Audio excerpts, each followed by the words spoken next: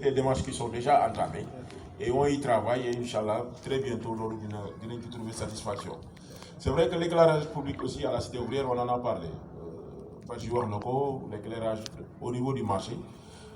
Sans plus tarder, Inch'Allah, on a pris acte. Et Inch'Allah, on va suivre ça. Parce que il y a une cité ouvrière et Balabé 2, il y a un petit côté DVF, vous avez la chance d'avoir 2 adjoints au maire. Surtout Adi Maïmouna, adjoint au maire, Abdaziz Sey qui habite la cité Balabé aussi, adjoint au maire. Donc les préoccupations des populations de quel côté du monde, c'est des préoccupations qu'ils prennent en compte au quotidien. Donc c'est un dossier l'autre jour c'était Balabé 2, dans le dossier il y a confié. Donc sur règle ça, il y a répondre, il y a rendre compte aux populations de la cité ouvrière, aux populations de Balabé.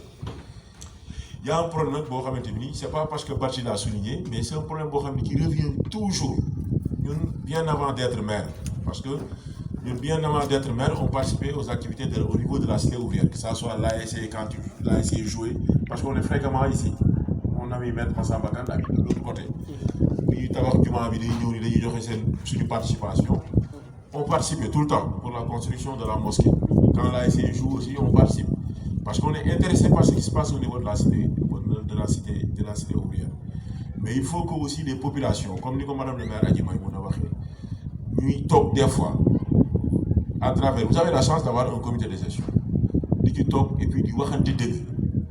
Les personnes qui sont au niveau de la coopérative, parce qu'une coopérative créée de belle lurette, depuis belle lurette aussi, il faut que les gens aient la culture de rendre compte et que le bureau soit renouvelé. Parce que moi, quand j'entends dire que dans une coopérative, c'est des membres. Si tu n'es pas membre de la coopérative, je ne vois pas comment on peut te vendre un terrain.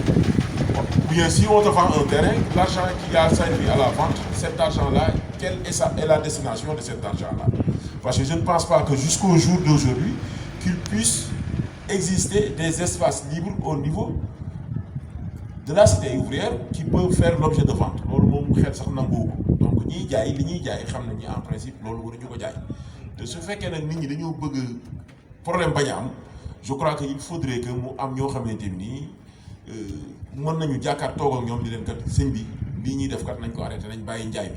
parce que c'est partout. On commence à diminuer. Si on a de 40 mètres, on a mais dañuy commencé bu tabaxul won ñuy coffé fi ñu prévoir un jardin public ñu jaay quand j'ai vu ci angle bi fi ni ñu commencé ñu ni dañ ko jaay ki koy tabax non dañ ko jaay. Il n'est pas membre de la coopérative. Si tu n'es pas membre de la coopérative, on ne peut pas t'attribuer le terrain. Mënuñu la jaay ki la jaay au nom de quoi? De quelle légitimité il se prévaut pour me la jaay xaalis bi mu la jaay duñ ko jox fan la quelle est la destination? Autant de questions auxquelles personne ne pourrait donner des réponses. Automatiquement, on a fait les démarches qu'il faut. C'est le maire du Nord avec le préfet de l'arrondissement Nord qui ont délivré l'autorisation de construire. Mais nous, on a demandé au préfet de la ville d'ordonner l'arrêt des travaux jusqu'à ce que nous ayons la situation juridique du site. Parce que nous estimons que le site, même si on doit exister, le site campus étudiant, il faut le bureau qui ou cité ouvrière ba ñom ñu koy jaay. Donc lolu mom je crois que dinañu rencontrer won nañ la coopérative dinañ rencontrer pour waxtaan ak ñom pour qu'on s'en tienne au plan initial de la cité ouvrière. C'est pas pour rien que plan yoy gaay créer marché, espace jeune, espace pour les femmes, espace vert. Lolu buñ ko créer c'est pour que cadre de vie bi mëna nek un cadre de vie accueillant. Mais mënu yël ben quartier amul ben espace réservé au public. Lepp ñu bëgg ko def ay kër seulement pour satisfaire les intérêts de 2 ou 3 personnes. Ça, je crois que ça, c'est une anomalie qu'il va falloir corriger. Et comme le dit Badji, moi je ne l'avais pas connu aussi sage. Nous devons nous sans mu am ay heure mag ñi ak ndaw ñi ñëpp toog ñu xam parce que ñun dañuy accompagner rek mais li ñuy dund cité ouvrière li ngeen di décider yéen a koy décider seen bopp waxtaane ko comme vous l'avez dit suggéré créer une commission.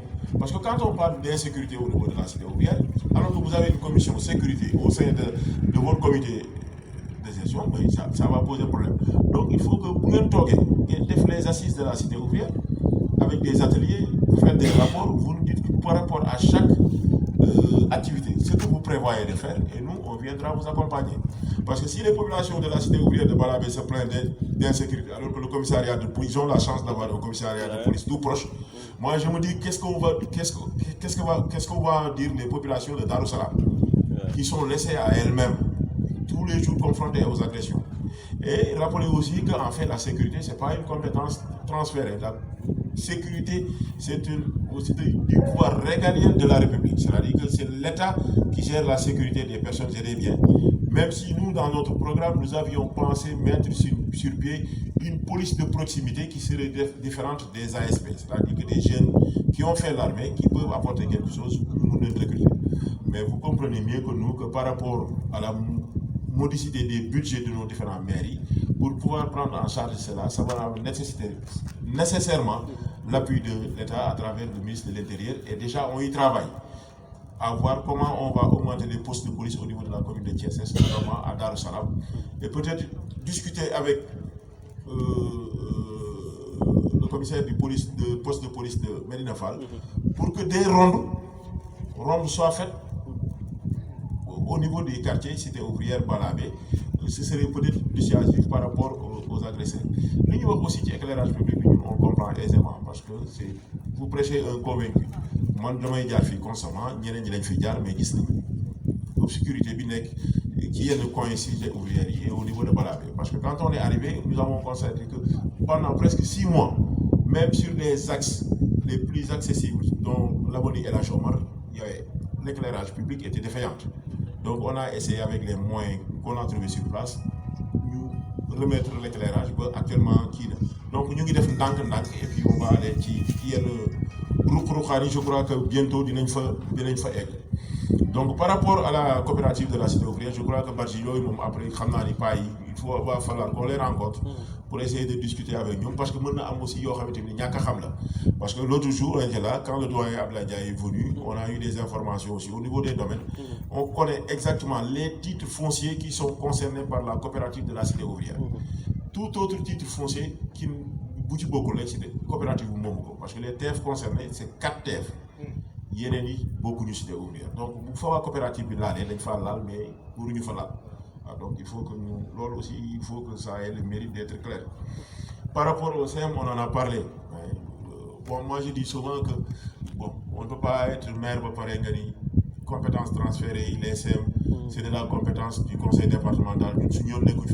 Alors que si nous sommes si nous sommes si nous sommes donc, moyen secondaire, mais nous sommes intéressés. Donc, par rapport à ça aussi, je crois qu'on va faire une visite sur les lieux au niveau du centre de Balabé pour voir avec les responsables ce qu'on peut faire, essayer un peu d'améliorer les conditions d'études des élèves qui sont là-bas. Donc, il va falloir qu'on le fasse. Parce que l'immobilier, il y a que les SEM, les gars, alors que SEM, normalement, dès qu'on doit tabac de telle sorte qu'au moins, si on a un terrain de football, au moins, un terrain de basket, ou bien dans le boulot.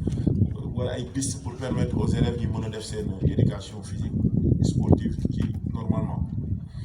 Bon, s'agissant des denrées alimentaires, moi je crois que Madame la maire a répondu par rapport à la question. Parce que moi j'habite à Ersan, un quartier extrêmement populaire et difficile. Avec des voisins qui des fois ne voient même pas la queue du diable pour la tirer. Et dans mes perceptions, mais dans mes cité ouvrière, mais néanmoins, parce que moi j'ai dit que ni doon defee ay sukkaru koor esprit boobu baaxul da ngay ñëw fekk koo xam ni yàlla may na ko am na jëkkër bu wala moom mën na jëndal boppam ravitaillement nga jëlaat kii bi ñëw jox ko. Au même moment, il y a des veuves qui ont des enfants, 4 à 5 enfants, qui n'ont pas de quoi se mettre sous la dent à l'heure de la coupure du jeûne. Moi, je dis que sous le corps pour Nistel, non, on ne va pas faire ça. On va donner des denrées aux nécessités. Les personnes qui ont été mises. Xam nga ki ñàkk ba tax mu jël feuille ak bic wut ni nañ ko bindal mu bind maire pour ñaan dimbal kooku moo gën a mérité sukkaru koor ki nga xamante ni xëy na da ngeen a seq teraanga wala élection voté na la rek nga gàddu saako ceeb bi ñëw indi ko këram jox ko alors que moom doomam mën na ko jëndal ravitaillement wala jëkkëram mën na ko jëndal ravitaillement. Cet esprit là moom moo animé kii bi Bamba Baldé qui se trouve être le président de la commission sociale wallahi yàlla xam na ni pendant tout le temps bu ñuy distribuer denrées yi dugguma foofu am na ci ñoo xam ne samay dëkkandoo leen début bi comprendre nañu woon xaw nañ ma mere parce que il ñu ngi naan élection yi ñun ñoo ko doon jàppale mais bi ñuy séddale ceeb bi ñun joxuñu ñu mais dañu comprendre woon esprit bi ñu animé woon pour ñu joxe ko joxe bi joxuñu amul Yewwi Askan Wi amul Benno Bokk Yaakaar amul République des valeurs parce que c'est une activité qui entre dans le cadre républicain des activités de la mairie donc tout le monde en a droit képp koo xamante ni administré nga bu ko mérité rek ñun fexe nañ ba jox la xamuñu ñi doon jox sax ñun xamuñu leen donc loolu moom mooy kii bi mais peut-être une prochaine fois mën nañ ko gën a yaatal impliqué bàjjenu gox yi mais bàjjenu gox yi nga xamante ni nag ay politiciens lañ tamit boo leen joxee ñoom séddale politique lañ koy def te ñun moom séddale politique def séddale politique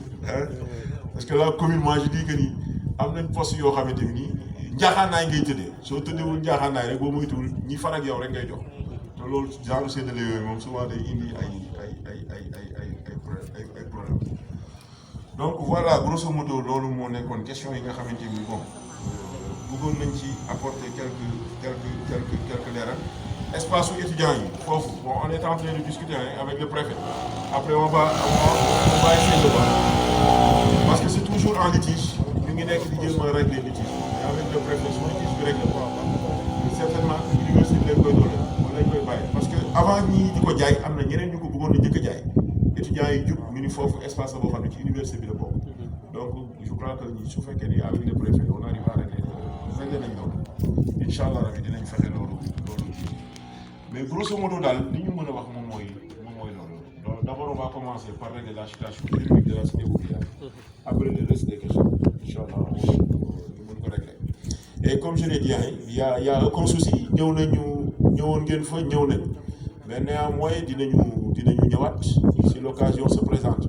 on va vous laisser le temps de terminer de finaliser les rapports par rapport à vos commissions et puis ñu jéem a essayer de voir avec notre frère Badji et les autres comment on va organiser une plus grande rencontre xëy na am na yoo xamante ni yéen mëbal ngeen ko wax ko mais xëy na am na population yoo xamante ni nekk nañ seen bopp aussi ci elles auraient aimé le dire et ils n'ont pas eu l'occasion de le dire mais ce dont je peux vous assurer c'est que nous sommes là pour tout le monde nous ne gérons pas une coalition wala yi cette coalition moo ñu porté au pouvoir fa lañ nekk politiquement su politique jotee fa la ñuy dellu politique mais liggéey jotee moom amuñu xàcc ak seen kii ñun la voté doon kii voté loolu nekkul ci dynamique boobu dynamique bi ñu nekk daal mooy li ñu bëgg on recherche aucun gain politique déplacement bi ma def nii cité ouvrière wutuma ci aucun gain politique aucun tout ce qu'on veut c'est connaître les préoccupations des populations pour essayer ensemble de trouver des solutions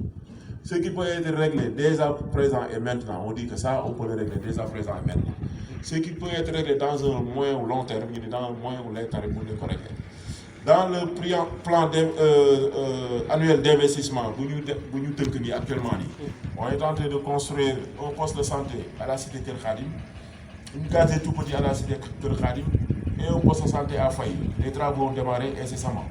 Le CM2R100 financé par l'Agence française de développement va démarrer. On prévoit de construire un CM à Cité Lamy parce que c'est un très grand quartier. Si maintenant on a dit aux populations de Diamaguène, parce qu'à Diamaguène ils ont un CM mais ils n'ont pas de poste de santé pour un quartier aussi grand. Ils ont identifié un site, on leur a dit que si vous identifiez un site, on a des fonds qui peuvent nous permettre de construire un poste de santé moderne. On dira la même chose aux populations de la cité ouvrière. Si vous identifiez un site, on viendra à Rissou pour construire un poste de santé moderne. On a parlé de la maison des femmes pour leur permettre de faire la transformation. Il y a l'adjoint au maire Omar Bou qui est chargé de cette commission et qui est très dynamique, qui est en train de négocier avec le Crédit Mutuel, IMSEC, les institutions, avec des institutions financières pour que la mairie puisse disposer de financement pour les femmes qui veulent travailler. Parce que nous disons que si on prend des financements, on l'octroie au groupement sans pour autant les former préalablement, l'argent va se disperser.